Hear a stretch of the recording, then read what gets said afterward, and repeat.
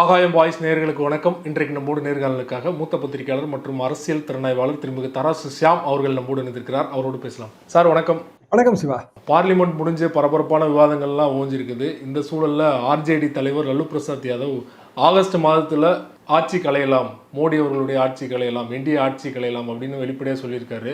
அது மட்டும் இல்லாமல் இந்தியா கூட்டணி தலைவர்கள்லாம் தேர்தலுக்கு ரெடியாக இருந்துக்கோங்க அப்படின்னு ரொம்ப கான்ஃபிடென்ட்டாக சொல்லியிருக்காரு இல்லையா? நீங்கள் எப்படி பார்க்குறீங்க? எனக்கு என்னமோ அப்படியான ஒரு வாய்ப்பு இருப்பதாக தெரியவில்லை. என்ன காரணம்னா, இன்றைக்கு இந்த ஆட்சி நீடிப்பதற்கு முக்கிய காரணம் 2 பேர், சந்திரபாபு நாயுடுவும் நிதிஷ்குமாரும். அது போக பிற கட்சிகள், பஸ்வான், சிராக் பஸ்வான் எல்லாரும். இதுல ரியல் ப்ராப்ளம் என்னன்னா, எல்லாருக்குமே ஒரு பொலிட்டிக்கலான இன்ட்ரெஸ்ட் இருக்கு. Politics makes strange bedfellows. விசித்திரமான படுக்கையறை நண்பர்களை கொண்டதுதான் அரசியல். அரசியல்ல நிரந்தர எதிரி, நிரந்தர நண்பர் கிடையாது.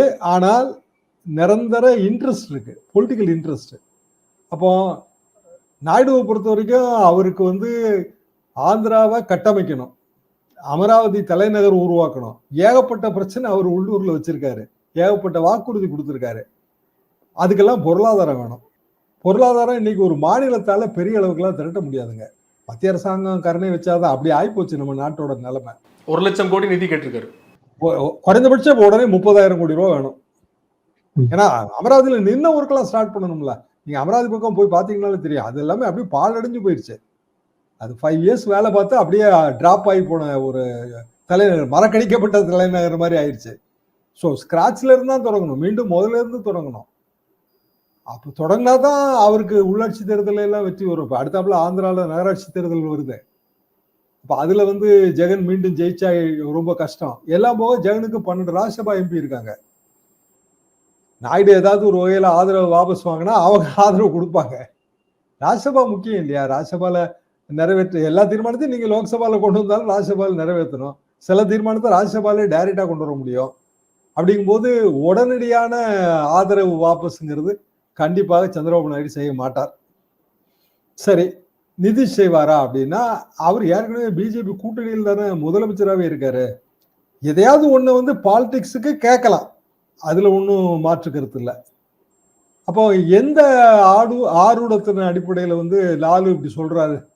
பிஜேபிக்குள்ள நிறைய முணுமுணுப்புகள் இருக்கு, மோடிக்கு எதிராகவே இருக்கு. ஆர்எஸ்எஸ்ஸே சில இடங்கள்ல அகைன்ஸ்டா தான் இருக்கு. அப்புறம் மகாராஷ்டிரா தேர்தல் முடிவு அது பெரிய அளவுக்கு பிஜேபியை பாதிக்கும் தான் நான் நினைக்கிறேன். பிஜேபி கூட்டணியை உடனடியாக வரப்போற தேர்தல் எம்எல்சி தேர்தல் 11 இடம் தான் இருக்கு. 12 பேர் போட்டி போடுறாங்க. கடைசி நேரத்தில் ஒருவர் உத்தவ் தாக்கரே அணி சார்பாக அவர் கள இறக்கப்பட்டிருக்கிறார். ஆனா அவர் ஒரு வேறொரு கட்சியின் வேட்பாளர் தான். அவர் எம்எல்சிக்கு நிக்கிறாரு.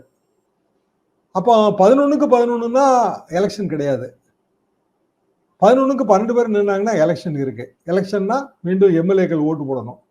எம்எல்ஏக்கள் ஓட்டு போடும்போது 2 தரப்பு எம்எல்ஏக்கள் என்ன முடிவு எடுப்பாங்கன்னு தெரியாது. ஒன்று அஜித் பவார் தரப்புல இருந்து சரத்பவாருக்கு ஆதரவாக இருக்கிற எம்எல்ஏக்கள், இன்னொன்னு ஏக்நாத் ஷிண்டே தரப்புல இருந்துகிட்டே உத்தவ் தாக்கரேக்கு ஆதரவாக இருப்பவர்கள். ஏன்னா அவங்க எல்லாருக்குமே பொலிட்டிக்கல் சர்வைவர். அடுத்தாப்புல வர இருக்கிற மாநில தேர்தலில், சட்டமன்ற தேர்தலில் அவங்களோட கட்சியோ இல்லை அவங்களை சார்ந்தவர்களோ இல்லை சில நேரங்களில் மனைவிமார்களோ இல்லை ஏதாவது ஒரு வகையில சகோதரர்களோ வெற்றி பெறணும் அவங்க தொகுதியில. அப்ப அதுக்கான கால்குலேஷன்ஸ் இப்ப கண்டிப்பா ஓடிட்டு இருக்கோம். லோக்கல் கால்குலேஷன் இல்லாம அரசியல்வாதி செயல்பட முடியாது.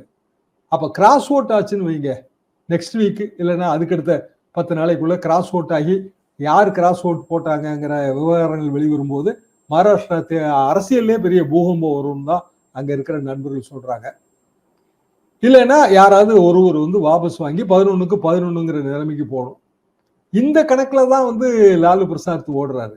அதாவது பிஜேபிக்குள்ள, பிஜேபி கூட்டணிக்குள்ள, பிஜேபி ஆதரவு கட்சிகளுக்குள்ள ஏற்படுற குழப்பங்கள் அது நிச்சயமா நாயுடு மற்றும் நிதிஷ்குமார் தரப்புல இருந்து வராது. நம்ம லாலு பிரசாத் பீகாரை சேர்ந்தவருங்கிறதுனால இயல்பா அவர் பீகார பாலிடிக்ஸை மனசுல வச்சுட்டு சொல்றாரோ அப்படின்னு சந்தேகம் ஏற்படுது. ஆனா எனது பார்வை இதுதான். கண்டிப்பாக நாயுடு அவர்களிடமிருந்தோ நிதிஷ்குமார் அவர்களிடமிருந்தோ எந்த சிக்கலும் வராதுன்னு சொல்கிறீங்க இல்லையா? ஆனால் அவங்க தொடக்கத்திலிருந்தே கேபினெட்டில் ஒரு பவர்ஃபுல்லான மினிஸ்ட்ரி கேட்டாங்க, அதுவும் கிடைக்கல. நாயுடு அவர்கள் சபாநாயகர் பதவியும் கேட்டார், அதுவும் கிடைக்கல. இப்போது 1 லட்சம் கோடி மோடி அவர்களை சந்தித்து கேட்டிருக்காரு நிதி அமராவதிக்காக. அவர் தரப்புல இருந்து எந்த வெளிப்படையான பதிலும் இல்லை. நிர்மலா சீதாராமன் அவர்களை சந்திச்சு பேசியிருக்காரு இல்லையா? ஸோ இதுவும் மறுக்கப்பட்ட வகையில் அப்பவுமே வந்து அமைதியாக தான் இருப்பாங்கன்னு நினைக்கிறீங்களா? அவரு மந்திரி பதவி, சபாநாயகர் பதவி கேட்டாருங்கிறதெல்லாம் நமக்கு வந்து பத்திரிகை செய்தி தான், ஊர்ஜிதமான செய்தி கிடையாது. ஆனா சந்திரபாபு நாயுடு அவர்களோட பேட்டியில வந்து அவரு ஒரு விஷயத்த பட்டவர்த்தனமா உடைச்சிருக்கிறாரு. என்னன்னா, நான் வந்து சபாநாயகர் பதவியோ மந்திரி பதவியோ பெருசா நினைக்கல, எனக்கு தேவை வந்து ஆந்திராவின் முன்னேற்றம் தான், அதுக்கு தேவை பொருளாதார உதவி அப்படின்னு அவர் பட்டவர்த்தனமா சொல்லியிருக்கிறார். ஏன்னா அதைத்தான் நம்ம ஸ்டாண்டா எடுத்துக்க முடியும். அப்போ சபாநாயகர் பதவி கிடைக்கல, மந்திரி பதவி கிடைக்கலங்கிறதுக்காக எல்லாம் நாயுடு கோவிச்சுக்க போறது இல்லை. துணை சபாநாயகர் பதவி யாருக்குங்கிறது இன்னும் முடிவாகல. துணை சபாநாயகர் பதவியை நிரப்புவாங்களாங்கிறத தெரியாது. 5 வருஷம் நிரப்பாம தானே இருந்தாங்க. அப்படி கூட போகலாம் இந்த ஆட்சி. எனவே அதெல்லாம் ஒரு காரணமாக நான் பார்க்கல. நான் பார்ப்பது உண்மையிலே என்னன்னா, மகாராஷ்டிரா மாநில அரசியல், ஏன்னா அது இந்தியாவோட பொருளாதார தலைநகரம். நீங்க மராட்டியத்தை இழந்தா எல்லாத்தையும் இழந்த மாதிரி. அப்ப மராட்டியத்துல என்னென்ன பிரச்சனைகள், இப்போ ஓபிசியை தனி அணியா வந்து பிஜேபி டீல் பண்ணுது. அதே நேரத்துல வந்து அங்க மராத்தி ஓட் பேங்க் அது டோட்டலாவே வந்து உத்தவ் தாக்கரே பின்னாடி அணிவகுத்த மாதிரி தெரியுது. மராத்தி ரிசர்வேஷன், ஷிண்டே கொடுத்த ரிசர்வேஷன் ஓபிசி அவங்களுக்கு பிடிக்கல. இப்படி பெரிய பெரிய குழப்பங்கள் வந்து மகாராஷ்டிரா அரசியல்ல இருக்கு. அதுக்கெல்லாம் வந்து ஒரு வெளிச்சம் போட்டு காட்டுற மாதிரி தான் இந்த தேர்தல் அமையுது, எம்எல்சி தேர்தல் அமையுது. அந்த இடத்துல வந்து தவறான விளைவுகள் ஏற்பட்டால் மோடி ஆட்சிக்கான ஒரு பின்னடைவு மாதிரி தெரியும். அப்பவும் உடனே ஆகஸ்ட் மாதம் ஆட்சி கவுந்துரும் என்றெல்லாம் நான் நினைக்கல. ஏன்னா தேர்தல்லாம் மகாராஷ்டிரா மாநிலத்தின் சட்டமன்ற தேர்தல் நடந்து அப்புறம் ஹரியானா, ஜார்க்கண்ட் தேர்தல் நடந்து முடியறதுக்கே அக்டோபர் ஆயிரும். எனவே உடனடியான ஒரு பெரிய ஆபத்து ஏற்பட்டுரும் நான் நினைக்கல. இன்னொன்னு, ஸ்டாக் மார்க்கெட் வந்து ரொம்ப துள்ளலும் வேகமுமா இருக்கு. பொதுவா ஒரு ஆட்சியில் அரசியல் குழப்பத்துக்கெல்லாம் ஆரம்ப அறிகுறியை நம்ம ஸ்டாக் மார்க்கெட்டை வச்சு கண்டுபிடிச்சிடலாம். ஷேர் மார்க்கெட்டை வச்சு, ஷேர் மார்க்கெட் வீக் ஆனாலே ஏதோ அரசியல் ரீதியாக பிரச்சனை இருக்குங்கிறது எல்லாரோட யூகமா இருக்கும். அப்படி தெரியல. ஷேர் மார்க்கெட் நேற்றைய வரைக்கும் கூட மிகப்பெரிய அளவுக்கு வந்து எழுச்சி விட்டு இருந்தது. உடனடியான ஆபத்து இருப்பதாக நான் உணரல. ஆனா நாயுடு அவர்கள் கேட்டதுல ஏதாவது ஒரு விஷயம் வந்து அவர் பட்ஜெட்லேயே போட்டு செஞ்சு கொடுத்துருவாங்கன்னு தான் நான் நினைக்கிறேன். ஏன்னா அவரை திருப்திப்படுத்த வேண்டிய கட்டாயத்துல இருக்காங்க. அதனால பட்ஜெட்லேயே போட்டு அவங்க செஞ்சு கொடுத்துருவாங்கன்னு தான் என்னோட கருத்து வந்து அதுதான், என்னோட ஒப்பீனியன், பார்வை அதுதான். ஏன்னா நம்ம போட்டது இடைக்கால பட்ஜெட்டு, முழு பட்ஜெட் இப்பதான் வரப்போகுது. இந்த முழு பட்ஜெட்ல ஆந்திராவுக்கு ஸ்பெஷல் பேக்கேஜ் கொடுக்க முடியாது, ஸ்பெஷல் ஸ்டேட்டஸ்ங்கிறதே இல்லைன்னு ஏற்கனவே சொல்லிட்டாங்க. மத்திய அரசாங்கம் எந்த ஒரு மாநிலத்துக்குமே ஸ்பெஷல் ஸ்டேட்டஸ் கொடுக்க போறது இல்லை. ஆனா அமராவதிக்குன்னு ஒரு சிறப்பு திட்டம், இப்போ உதாரணமா நாயுடு இப்போ வச்சிருக்கிற டிமாண்ட்ல முக்கியமான டிமாண்ட் என்னன்னா ஆயில் ரிஃபைனரி, புதிய ஆயில் ரிஃபைனரி வந்து போடணும்னு சொல்றாரு. அதாவது கச்சா எண்ணெய் சுத்திகரிப்பு நிலையம். இப்போ கச்சா எண்ணெய் சுத்திகரிப்பு நிலையத்துக்கான ஒரு பட்ஜெட் இண்டிகேஷன் வருவதற்கு வாய்ப்பு இருக்கிறது. இப்படி வந்து சில பட்ஜெட்ல இருக்கிற சில அலோகேஷன் ஆந்திரா ஸ்பெசிபிக்கா இருக்கும் என்பது எனது எதிர்பார்ப்பு. நாயுடு அவர்களை திருப்திப்படுத்த வாய்ப்பு இருக்கு. அதே நேரத்தில் வந்து எந்த மாநிலத்துக்குமே சிறப்பு அந்தஸ்து கொடுக்குற எண்ணத்துல பிஜேபி அரசாங்கம் இல்லை அப்படின்னு நீங்க சொன்னீங்க. ஆனா வந்து பீகார்ல அந்த சிஸ்டத்தை எடுத்துட்டாங்க. ஓகே, இப்போ நிதிஷ்குமார் அவர்கள் தொடர்ச்சியா சிறப்பு அந்தஸ்து கேட்கிறாரு. சிராக் பாஸ்வான் அவர்களுமே வந்து அதே வலியுறுத்தி தான் கேட்டிருக்காரு இல்லையா? ஸோ அவரோட பாயிண்ட் ஆஃப் வியூல அடுத்த கட்டத்துக்கு எப்படி எடுத்துட்டு போக நினைக்கிறீங்க? ஏன்னா அங்கேயுமே வந்து அடுத்த ஆண்டுல தேர்தல் வர இருக்குது. தேர்தல் வந்து நெருக்கடி தாங்க கண்டிப்பாக. என்ன காரணம்னா, பொதுவாக சட்டமன்ற தேர்தல் வரும்போது உள்ளூர் செல்வாக்கு தான் அதை டிசைட் பண்ணும். அப்போ உள்ளூர் செல்வாக்குன்னா சிராக் பாஸ்வானோ அவரது கட்சியை சேர்ந்தவர்களோ நம்ம வெற்றி பெற முடியுமா முடியாதான்னு தான் பார்ப்பாங்க. அப்போ அதுக்கு ஏற்றவாறு வந்து எல்லா காய்களும் மாறி மாறி நகற்றப்படும். அப்போ பீகாருக்கான சிறப்பு அந்தஸ்துன்னா அப்படி மாநிலத்துக்கு சிறப்பு அந்தஸ்து கொடுக்க முடியாதுங்கிறது மத்திய அரசாங்கத்தோட ஸ்டாண்டு. கொடுக்க மாட்டாங்க. ஆனா பீகாருக்குன்னு சில ஸ்பெசிபிக்கான திட்டங்கள், அதுக்கான இண்டிகேஷன் அது பட்ஜெட்ல ப்ரொவைட் பண்ணலாம். இந்த பட்ஜெட்ல ப்ரொவைட் பண்ணாட்டாலும் அடுத்ததுல பண்ணுவாங்க தேர்தலுக்கு முந்தி. அப்ப இதுல இயல்பாக இது எப்படி வரும்னாங்க, அகில இந்திய அரசியல் வந்து 5 மாநில சட்டமன்ற தேர்தல் நம்பிதான் இருக்கு. அந்த 5 மாநிலத்துல 3 மாநிலம் இந்த ஆண்டிலே முடிஞ்சிடும். டெல்லி உட்பட அடுத்த மாநிலங்கள் வந்து அடுத்த ஆண்டு நமக்கு வர இருக்கு. பீகார்லாம் கடைசியில தான் வரப்போகுது, 2026க்கு முன்னாடி. இப்ப 2026ல வரவிருக்கிற தமிழ்நாடு உள்ளிட்ட பல மாநிலங்களுக்கு சட்டமன்ற தேர்தல். அப்போ இன்றிலிருந்து அடுத்த ஒரு 18 மாதத்துக்குள்ள வந்து இந்தியா முழுவதும் முக்கியமான மாநிலங்கள்ல உள்ளூர் தேர்தல் இருக்கு. இந்த உள்ளூர் தேர்தல்ல பிஜேபி சில மாநிலங்களையாவது கைப்பற்றணுங்கிற நிலைமையில இருக்கு. இப்போ ஒரிசால வந்து உடனடியாக ஒரிசாவின் புதிய முதலமைச்சர் பிஜேபி முதலமைச்சர் என்ன ஆணை வெளியிட்டு இருக்கிறாருன்னா, அவர் முன்னாடி வைக்கிற எல்லா கோப்பையும் ஒரே மொழியில் தான் வைக்கணுங்கிற ஆணையை வெளியிட்டு இருக்கிறாரு. பிஜேபியோட நேஷனல் பாலிசிக்கே அது அகேன்ஸ்ட். அவங்க அப்படி எப்போதுமே அந்த மாநில மொழியில தான் எல்லா கோப்புகளும் அரசாங்க கோப்புகள் நகரணும்னு சொல்லவே கிடையாது. ஆனா இவர் அதை சொல்றாரு. என்ன காரணம்னா ஒரிசால வரவிருக்கிற அடுத்த தேர்தல் தான். நவீன் பட்நாயக் அங்க பெரிய அளவுக்கு வீக்கா இல்லை. ஆந்திராலையாவது ஜெகன் பெரிய அளவுக்கு வீக் ஆயிருக்காரு. நவீன் அந்த அளவுக்கு வீக் ஆகல. அப்போ நகராட்சி உள்ளாட்சி தேர்தல்களை இழந்துட்டா அப்படின்னா அடுத்த 5 வருஷத்துக்கு பாதிக்கும். சட்டமன்ற தேர்தலை விட ரொம்ப முக்கியமாக அரசியல்வாதிகள் உள்ளாட்சி தேர்தலை கருதுவாங்க. எனவே அந்த உள்ளாட்சி தேர்தலுக்காக ஒரு சில ஏற்பாடுகள் செய்ய வேண்டிய கட்டாயத்துல எல்லா மாநில முதல்வர்களும் இருக்காங்க. அப்போ ஒரிசா மாநில முதல்வர் அவரோட மாநிலத்துக்கு ஏற்றவாறு ஒரு தேசிய கட்சியில இருந்தும் தேசிய கட்சியின் கொள்கைக்கு எதிராகவே முடிவெடுக்கிறார் இல்லையா? இதே மாதிரி தானே எல்லாருமே முடிவெடுப்பாங்க. பீகாரும் சரி, சந்திரபாபு நாயுடுவும் சரி. ஆனா பிஜேபி இது எல்லாத்தையும் அரவணைச்சு கொண்டு போகணும். 240 சீட் இல்லாம பிஜேபி 200 சீட்டுக்கு வந்திருந்தாங்கன்னா கஷ்டப்படுவாங்க. 240ங்கிறது ஒரு ஓரளவுக்கு ரீசனபிளி குட் நம்பருங்க. ஏன்னா மேற்கொண்டு தேவைப்படுறது ஒரு நியர்லி 40 தான். இந்த 40ல இவங்க 2 பேருமே இல்லைன்னு வச்சுக்குவோம். நிதிஷும் சந்திரபாபு நாயுடுவும் மற்ற சின்ன கட்சிகள்லாம் சேர்ந்து அந்த 40யை ப்ரொவைட் பண்ணிடும். அதனால உடனடியாக பிஜேபி ஆட்சிக்கெல்லாம் ஆபத்து இருப்பதாக நான் கருதல. சார் கண்டிப்பாக நிதிஷ் அவர்களாலேயோ நாயுடு அவர்களாலேயோ எந்த பிரச்சனையும் வரப்போறது இல்லை இந்த என்டிஏ ஆட்சிக்கு சொல்றீங்க. ஆனால் தொடர்ச்சியாக உட்கட்சியில் ஆர்எஸ்எஸ் மறைமுகமாக விமர்சனம் பண்ணிட்டு இருக்காங்க. சுப்பிரமணிய சுவாமி அவர்களுமே வெளிப்படையாக விமர்சனம் பண்ணிட்டு இருக்காங்க. ஒரு படி மேலே போய் சமீபத்தில் மோடி அவர்களுடைய எளியான ஜெய்சங்கர் அவர்களுமே சீன அதிபர் ஜின்பிங்கோட அடிவருடியாக செயல்படுறாங்க அப்படிங்கிற விமர்சனம் வச்சிருக்காரு. ராஜினாமா பண்ணணும் அப்படிங்கிற விமர்சனத்தையும் வச்சிருக்காரு இல்லையா? நீங்க எப்படி பாக்குறீங்க? சுப்பிரமணியசாமி பிஜேபியிலேருந்து வெளியில் தள்ளிடுவாங்கிறதா என்னோட கருத்துங்க. தொடர்ந்து அவர் இந்த மாதிரி கருத்துக்களை வைத்து கொண்டு தான் வர்றாரு. அவர் இப்போ ராஜ்யசபா எம்பி கூட கிடையாது. பிஜேபியில ஒரு சீனியர் தலைவர். ஆனா பிஜேபிக்கு அவர் புதுசா போனவர் தான். ஒரு 7-10 வருஷத்துக்கு முன்னாடி போனவர் தான். அதுக்கு முன்னாடி அவர் ஜனதா. ஒரு காலகட்டத்தில் அந்த ஜனதா கட்சிங்கிறது 1977 வரும்போது அதுல ஒரு அங்கம் பாரதிய ஜனசங்கம், அதாவது பிஜேபியோட தாய் ஸ்தாபனம். ஸோ சாமியை பொறுத்த வரைக்கும் அவர் நிர்மலா சீதாராமன், மோடி அவர்கள், அப்புறம் ஜெய்சங்கர் இவங்களுக்கு எதிரான ஒரு கருத்துக்களை தொடர்ந்து வெளியிடுவாரு. சாமிக்கான அட்வான்டேஜ் என்னன்னா, இந்தியாவிலேயே சீன மொழியில உரையாட தெரிந்த, எழுத தெரிந்த ஒரே அரசியல் தலைவர் டாக்டர் சுவாமி தான். எனக்கும் அவருக்குமான தொடர்புங்கிறது 1993 இருக்கு. ரொம்ப பெரிய அளவுக்கு அப்போ ஜெயலலிதா ஆட்சியை எதிர்த்து பெரிய அளவுக்கு அவர் இங்க கருத்துக்களை எல்லாம் வெளியிட்டு வந்தாரு. ஆனா அவர் ஒரு ஃபீல்டு பொலிட்டீஷியன் கிடையாது, ஒரு இன்டெலெக்சுவல் பொலிட்டீஷியன் தான். நிறைய கருத்துக்கள் வெளியிடுவாரு, அந்த கருத்துக்கள்லாம் ஃபாலோ பண்ண மாட்டாரு. அந்த காலகட்டத்திலே அவர் என்ன சொல்லுவாருன்னா, அடுத்த வாரம் ஜெயலலிதா ஆட்சி கவுந்துரும்பாரு. ஆனாலும் அவருக்கு பாப்புலாரிட்டி இருக்கும். என்னன்னா இந்த மாதிரியான கருத்துக்களை, அதிரடி கருத்துக்களை வெளியிடும் போது அதுல ஒரு அரசியல் வசீகரம் கிடைக்கும்.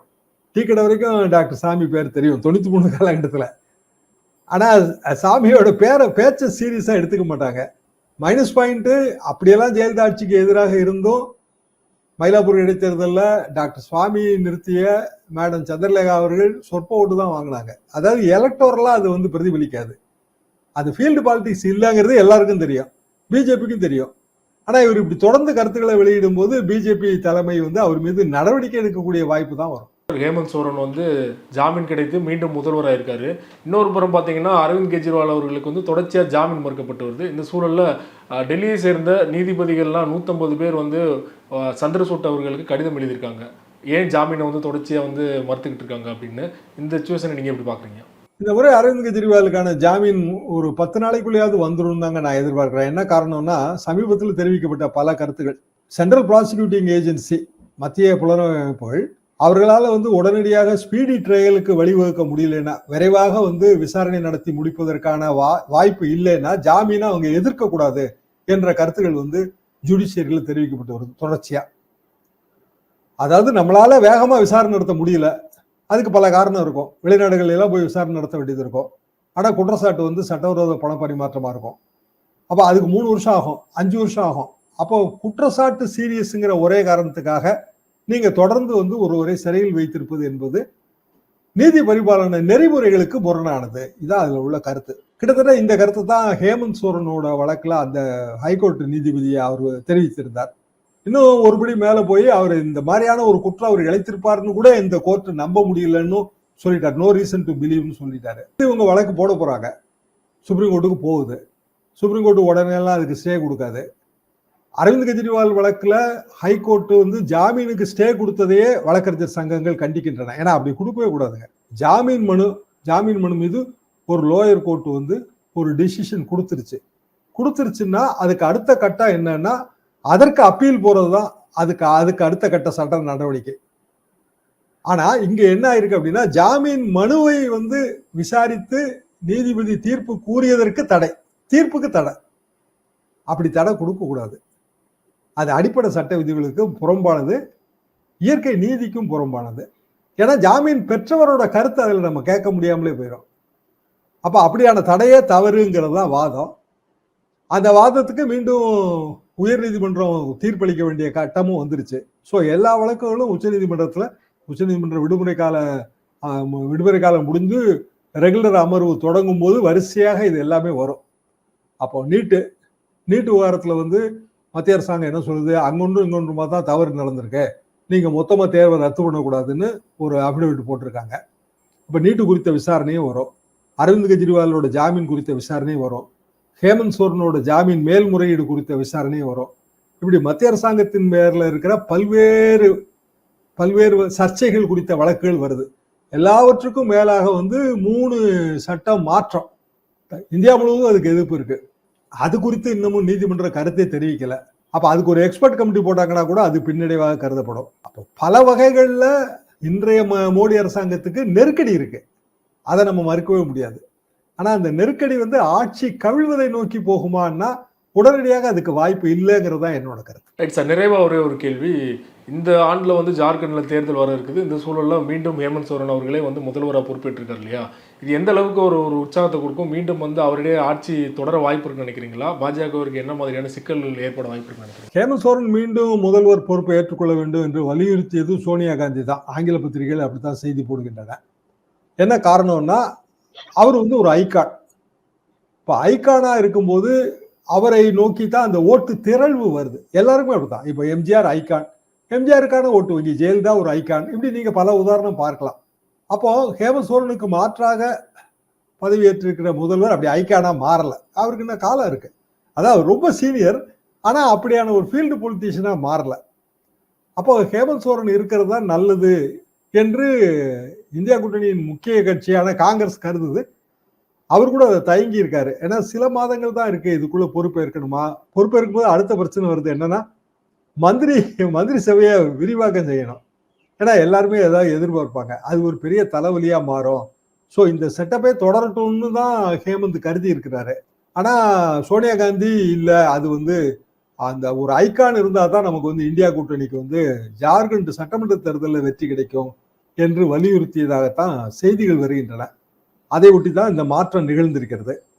அப்போ இப்ப நிர்பந்தம் என்ன வருது, கண்டிப்பாக ஜார்க்கண்ட் தேர்தலில் ஜேஎம்எம், அதாவது இந்தியா கூட்டணி வெற்றி பெறணும், ஜேஎம் தலைமையிலான இந்தியா கூட்டணி வெற்றி பெறணுங்கிற நிர்பந்தம் வருது. அது நமக்கு பழங்குடி மக்களின் அந்த அச்சு ஓட்டு வங்கி, அதுல இருக்கிற அனுதாபம், அது வந்து ஹேமந்துக்கு ஆதரவா இருக்கு. அதுல எனக்கு மாற்றுக்கிறது இல்லை. ஆனா அது மட்டுமே வந்து ஜார்க்கண்ட் தேர்தல் வெற்றிக்கு போதுமா, அதை நம்ம இன்னும் அனலைஸ் பண்ணி பார்க்கணும். இன்னமும் வந்து ஜார்க்கண்ட் மாநில தேர்தல் விற்பனர்கள் கருத்துக்கள்லாம் தெரிவிக்கல. மகாராஷ்டிரா அது இப்பவுமே தெளிவா தெரியுது. உடனடியான உரைகள் வந்து நமக்கு இதுல கிடைச்சிரும், எம்எல்சி தேர்தலில் கிடைச்சிரும். ஹரியானா ஏற்கனவே வந்து அங்க பிஜேபி கவர்மெண்ட் வந்து ஆடி போய் தான் இருக்கு. பாதிக்கு பாதி எம்பி சீட்டு பிஜேபி தோத்துருக்கு. நீட்டு விவகாரத்துல வந்து மிகப்பெரிய முறைகேடுகள் அந்த மாநிலத்துல நடந்திருக்கு. ஸோ கண்டிப்பாக ஏதோ சில கைதுகளை நோக்கி அது போகுங்கிறது பொதுவான எதிர்பார்ப்பு. இடி கூட அதில் வரலாம். அப்போ மகாராஷ்டிரா, ஹரியானா 2 மாநிலத்திலையும் பிஜேபி இப்போ ஒரு வீக் விக்கெட்ல தான் இருக்கு. ஜார்க்கண்ட் நிலவரம் நமக்கு உண்மையிலேயே தெரியாது. இது எல்லாத்தையும் கூட்டி கழிச்சு பார்க்கும்போது இந்த ஆண்டு இறுதிக்கான ஒரு ரிப்போர்ட், பொலிட்டிக்கல் ரிப்போர்ட் கார்டு நமக்கு தயாராகும். அதுக்கு முன்னாடி பட்ஜெட்ல வந்து அதெல்லாம் ஈடுகட்டுவதற்கு முயற்சிப்பார்கள் என்பது எனது கருத்து. ரொம்ப நன்றி சார், உங்கள் நேரத்தை ஒதுக்கி பல்வேறு தகவல் எங்களோட பகிர்ந்து கொண்டீங்க. மிக்க நன்றி.